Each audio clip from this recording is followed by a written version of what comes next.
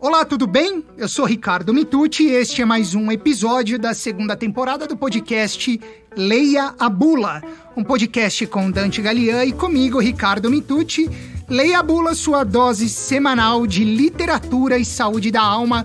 Bom dia, boa tarde, boa noite, mestre divino Dante Gallian. Como vai, meu amigo? Tudo bem? Tudo ótimo, Ricardo. E você? Também, felizmente, tudo ótimo. Dante, eu tenho que te dar uma notícia. Já estamos caminhando para a reta final dessa segunda temporada. Você acredita? Eu nem me dei conta. Pois é, este é o nosso penúltimo episódio. É o 11º episódio desta temporada.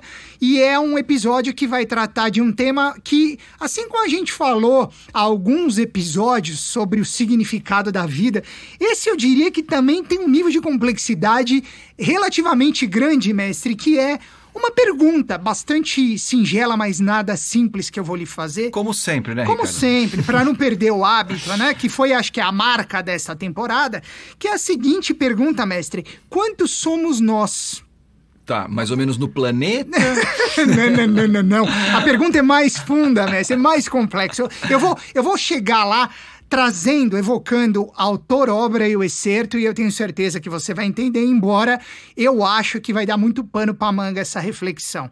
Que é o seguinte, a gente vai falar sobre quantos somos nós, ou tentar responder essa pergunta por uma perspectiva mais filosófica, psicológica e não geográfica, né? A partir de Hermann Hesse, Prêmio Nobel de Literatura, um grande autor alemão, que escreveu um dos livros que mais marcou a minha vida de leitor. Eu diria que, assim, como leitor voraz que sou, é muito difícil ter um livro preferido. Eu tenho muitos. Já revelei aqui que Dostoiévski é o pai da minha santíssima trindade literária, Shakespeare é o filho, Hermann Hesse não é o Espírito Santo, mas O Lobo da Estepe eu diria que hoje é o meu livro preferido. É um livro de uma potência absurda. O que Hermann Hesse faz nesse livro, como diriam os mais jovens há alguns anos, porque eu acho que já tá meio demodê o que eu vou dizer, mas enfim, eu sou um jovem senhor, eu diria, quase um jovem senhor, ainda não tanto, mas quase, é de explodir o cabeção, mestre Dante Gallian.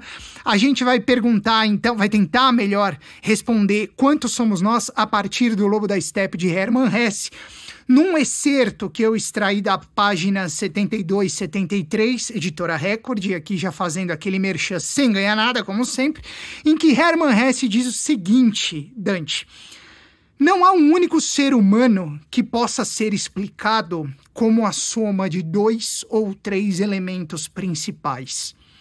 E explicar um homem tão complexo quanto Harry, por meio da ingênua divisão em lobo e homem, seria uma tentativa positivamente infantil. Harry compõe-se não de 2, mas de 100 ou de 1000 seres.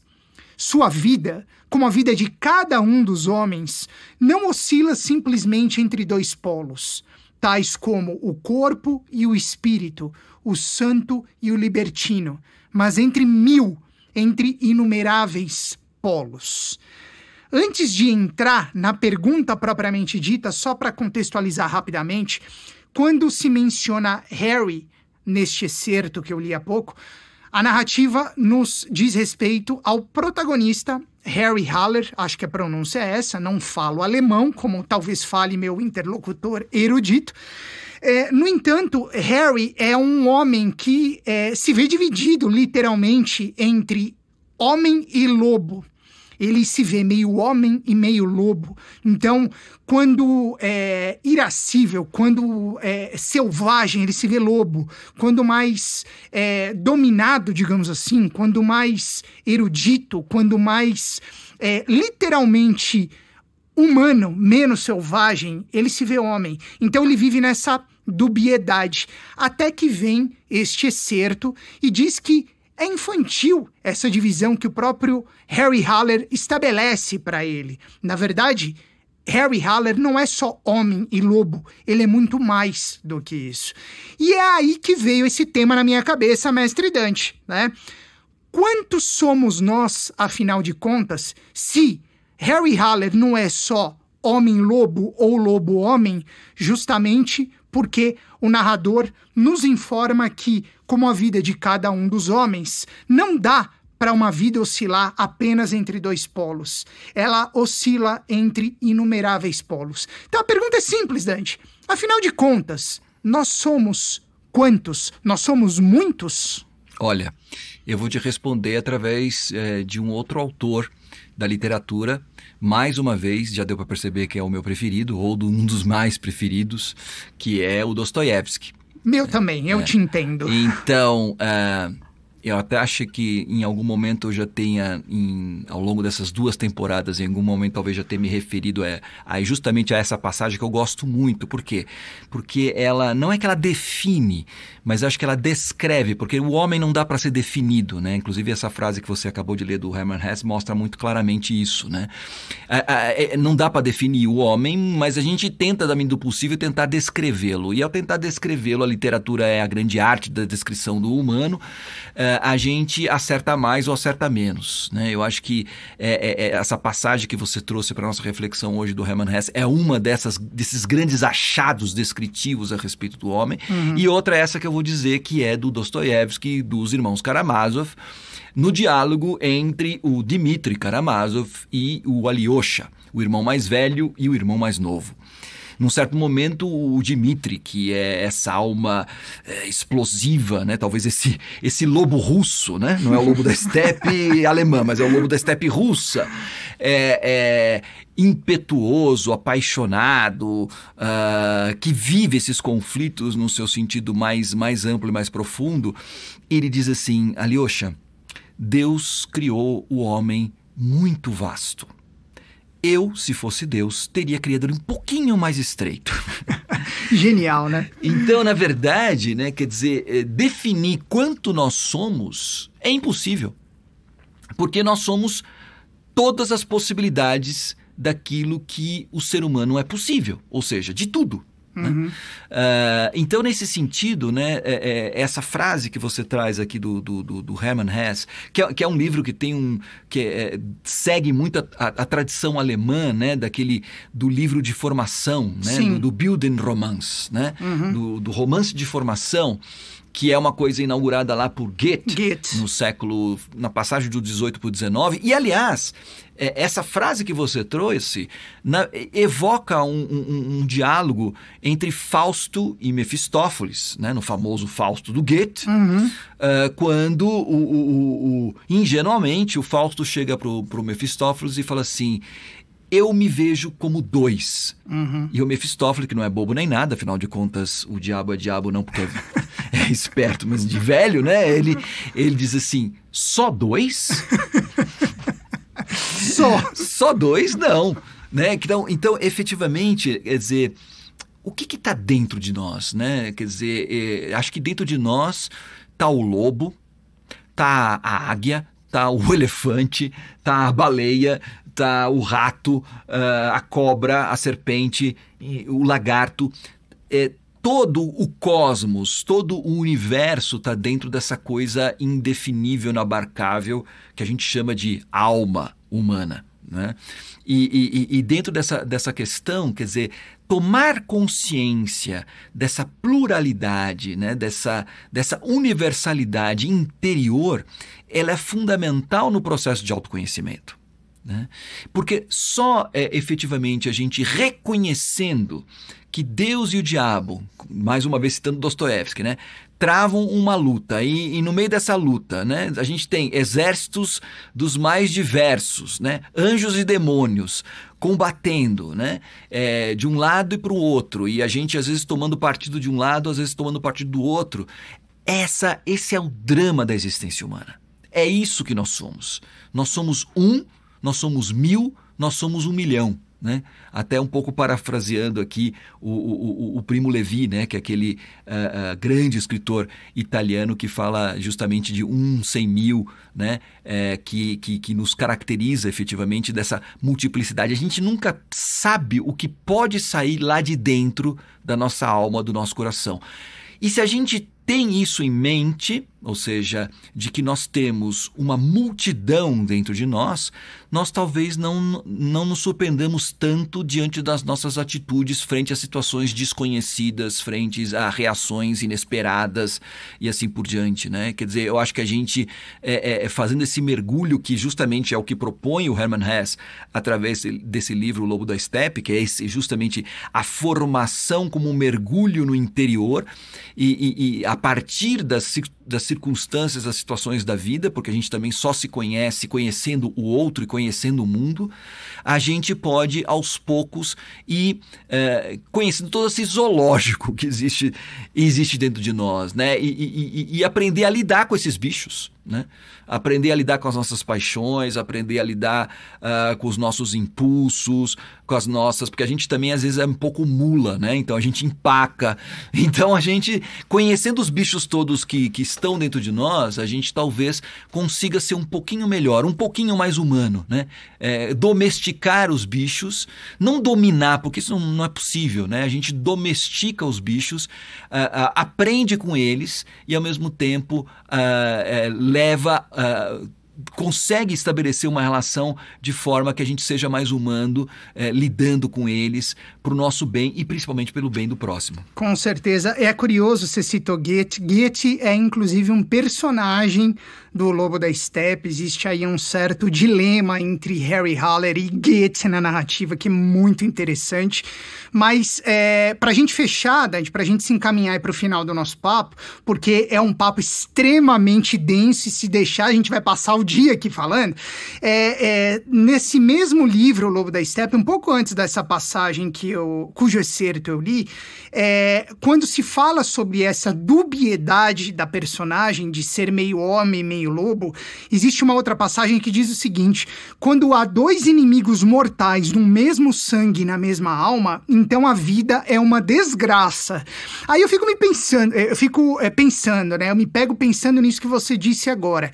Se na verdade somos nenhum, 100 mil, 1 milhão, e aí acho que é Luiz de Pirandello, se eu não me engano, que tem um livro, é verdade, né? do Pirandello, eu confundi com o Primo Levi. Pirandello, se eu não me engano, tem um livro que chama nenhum e 100 mil, né? Tá vendo? Você falando tanto do Divino Dante, o Guru Dante, assim por diante, e se não fosse você aqui, Ricardo, eu teria passado uma informação equivocada. Eu não vou ser prepotente para dizer que estou me divinizando com a sua presença, mas eu diria que minha biblioteca é vasta também, viu, Dante? Então, verdade, não é o Primo Levi, não. É o Pirandello. É o Pirandello, exatamente. Mas enfim, meu intuito não foi nem corrigi-lo, mas é porque eu lembrei disso, porque em cima do que você está falando, se Hermann Hesse coloca que dois inimigos mortais no mesmo sangue podem tornar a vida uma desgraça, eu fico pensando, 100 mil pessoas dentro da gente, sejam animais, sejam homens, sejam mulheres, sejam crianças, sejam idosos, não importa, mas sendo muitos aqueles que nos habitam, não seria esquizofrênico, Dante, viver desse jeito? Como é que a gente consegue lidar com todo esse tanto de gente dentro da gente, mestre?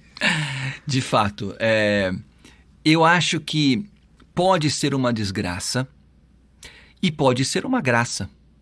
Depende da maneira como você, como eu comentava há pouco, né? Como você lida. Porque isso é uma verdade, tá? Isso é um fato, é uma constatação. Nós não somos um bloco monolítico, né?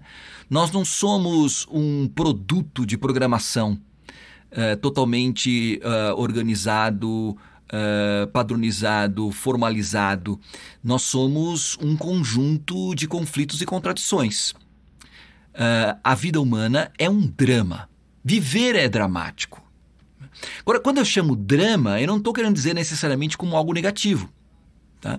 Porque toda narrativa, por exemplo, é um drama. Né? É um drama que cria tensões. Se não há tensão, não há narrativa. Então, assim, a vida, ela, no seu desenrolar, do ponto de vista biológico, psicológico, existencial, ela é uma experiência de conflitos, uma experiência de contradições. Isso pode ser uma desgraça, de fato, se a gente não saber como lidar com isso. Mas pode ser também uma graça. Ou seja, pode ser engraçado. E é por isso que a gente tem dramas trágicos e a gente tem dramas cômicos. Então, efetivamente, o grande desafio não é aceitar isso já pressupondo que seja uma desgraça, né? E de que, portanto, a vida necessariamente vai ser uma desgraça, porque, como eu dizia, isso é uma constatação. Nós somos essa multidão dentro de nós, forças conflitantes, às vezes opostas. Agora você está falando disso e me lembrando, trazendo do Hermann Hesse, estou lembrando até de um personagem bem contemporâneo que é o Harry Potter, né? Ele vive essa contradição, né? Porque, em certa forma, tudo aquilo que é o Voldemort também está dentro dele. E isso é um conflito que ele tem que saber lidar, né? E o que ele faz? Ele tenta usar esse poder que vem das trevas, né, em benefício da luz, em benefício do bem, em benefício daquilo que faz bem aos outros e a ele próprio. Então, eu acho que fazer da vida, que é um drama, uma desgraça, uma graça, depende fundamentalmente de nós.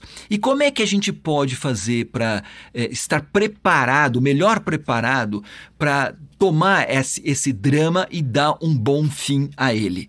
Através da consciência, né? Através desse autoconhecimento, cuja literatura é, na minha maneira de entender, um grande caminho, uma grande oportunidade. Lendo livros como esse que você acabou de trazer, do Hermann Hesse, do Dostoiévski, de todos esses que a gente vai citando aqui, inúmeros, né, no Leia a Bula, no Laboratório de Leitura, assim por diante, a gente vai percebendo como a gente tem um patrimônio gigantesco que nos ajuda nesse processo de autoconhecimento e de tomada de decisões diante dos dilemas e das questões internas, dos conflitos que a gente vive, para, entre lobos, mulas, homens e pássaros, a gente tentar, no meio desse zoológico todo, né, transformar a vida, que é um drama, numa coisa engraçada e não numa desgraça. Com certeza. Dante, você já ouviu falar na literatura como remédio? Me soa. É do Primo Levi, né?